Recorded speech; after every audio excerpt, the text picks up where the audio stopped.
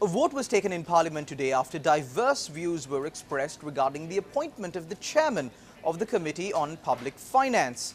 Good evening and welcome to the Talk of the Town. Here are your top stories for this evening.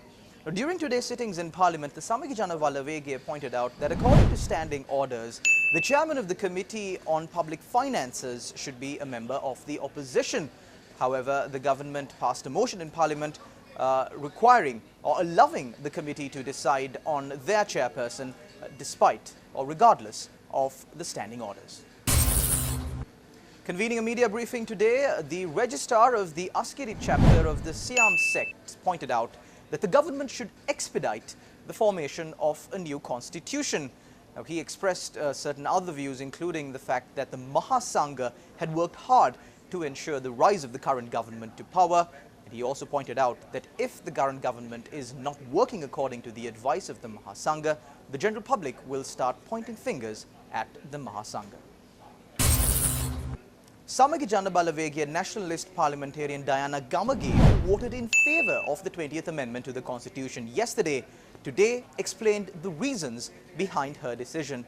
She pointed out that she voted to be true to her conscience and because of her love for the country.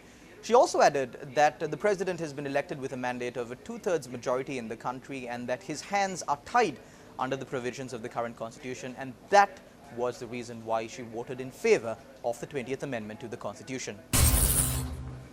Meanwhile, the parliamentary group of the Samagi Jana Ballavegye has decided to take legal action against the 8 SJB MPs who voted in favour of the 20th Amendment to the Constitution.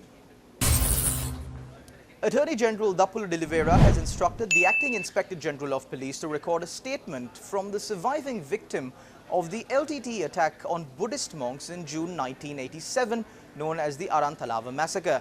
Now, the coordinating officer of the Attorney General State Council, Nishara Jayaratne, also said that the CID has been instructed to launch a criminal investigation into the incident. A report on the matter is expected to be submitted within 2 weeks. And that's a wrap of your Talk of the Town for today. To follow details of these stories and more, you can of course follow us on our social media platforms on Facebook, Twitter and Instagram. I'm Charlotte Benedict for the News First team.